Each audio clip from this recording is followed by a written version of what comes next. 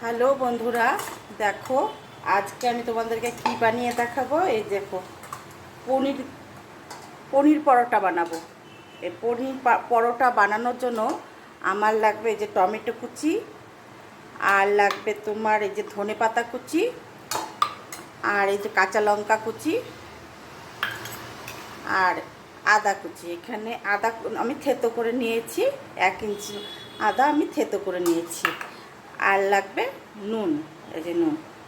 দেখো আমি কি করে তৈরি করি, তোমরা সাথে থাকো, দেখো পুরো ভিডিওটা। পনিরটাকে আমি খুব ভালো করে একদম চটকে নিচ্ছি।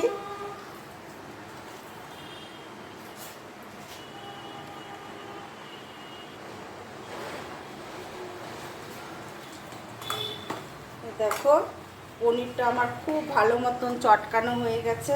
এই যে এতটুকু না, দেখো হাতে লাগছে না, একদম মোলায়েম হয়ে গেছে। এবারে আমি এর মধ্যে টমেটো কুচিটা দিয়ে দিচ্ছি। এই যে টমেটো কুচিটা দিয়ে দিচ্ছি, আর দিয়ে দিচ্ছি এই কাঁচা লঙ্কা কুচিটা দিয়ে দিলাম। আর দিয়ে দেবো এবার হলো এই যে আদাটা যে আমি গ্রেট করে রেখেছি, এই আদাটা আমি দিয়ে দিচ্ছি।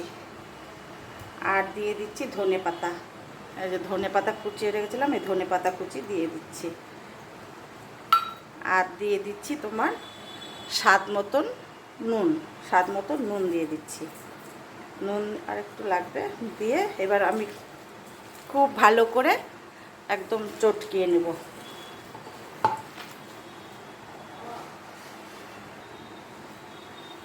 দেখো সব কিছু আমার একসাথে পনিরের সাথে খুব ভালো করে একদম মাখা হয়ে গেছে। এবার আমি এটা মেখে রেখে দিচ্ছি, তারপর তোমাদেরকে আবার দেখাচ্ছি।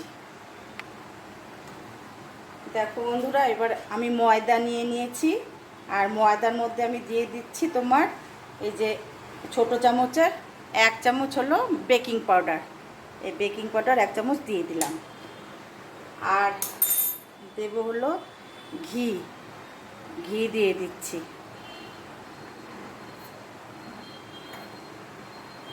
আর নুন দিয়ে দিচ্ছি স্বাদ মতন নুন, এতটা লাগবে না, এতটুকু নুন দিয়ে দিচ্ছি। এই 1 চামচ মতো নুন দিয়ে দিলাম। আর আর দেবো হলো চিনি, এই দেখো চিনি দিয়ে দিচ্ছি।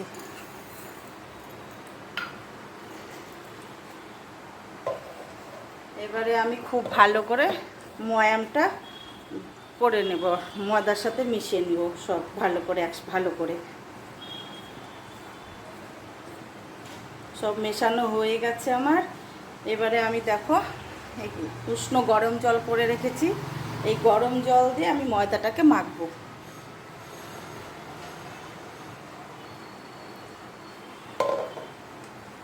আমার ময়দাটা মাখা হয়ে গেলে তোমাদেরকে দেখাচ্ছি। আমার ময়দাটা মাখা হয়ে গেছে। এইভাবে ডোটা তৈরি করে নিতে হবে, তারপর বানাতে হবে পরোটা। লেচি কেটে নিয়ে তারপরে এরকম একটু গর্ত করে নিতে হবে।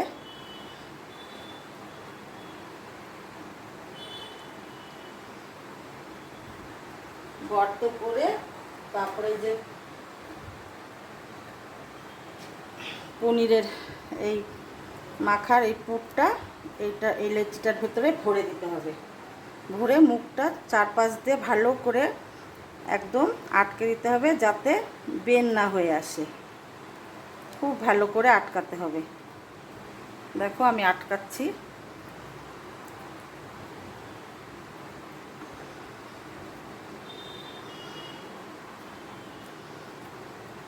এভাবে তৈরি করে নিচ্ছি।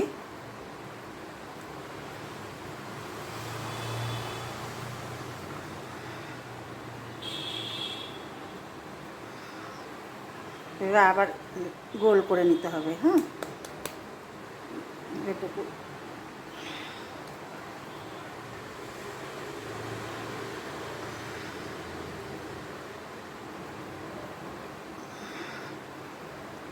একটু হালকা হাতে করতে হবে, বেশি চাপ দেওয়া যাবে না, নয়তো বেরিয়ে আসবে।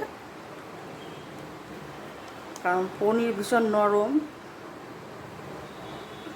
এবারে আমি এটা বেলে দেখাচ্ছি। একটু ঘি নিয়ে নিলাম,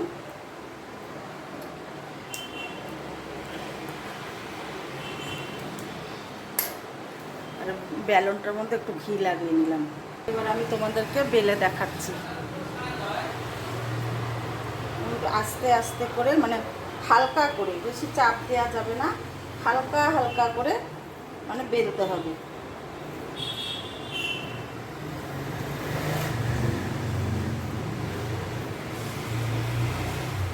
গ্যাসের প্যান বসিয়ে রেখেছিলাম, গরমও হয়ে গেছে।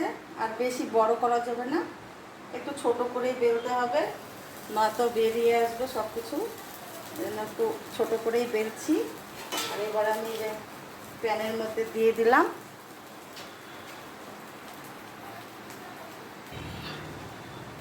এবারে আমি আরেক পাশ উল্টে দিলাম।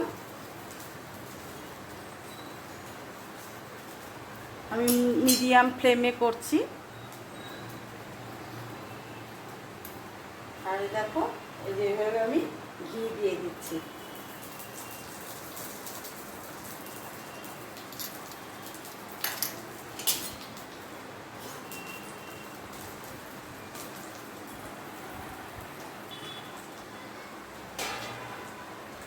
দেখো বন্ধুরা, এই যে আমার পরোটাটা ভাজা হয়ে গেছে।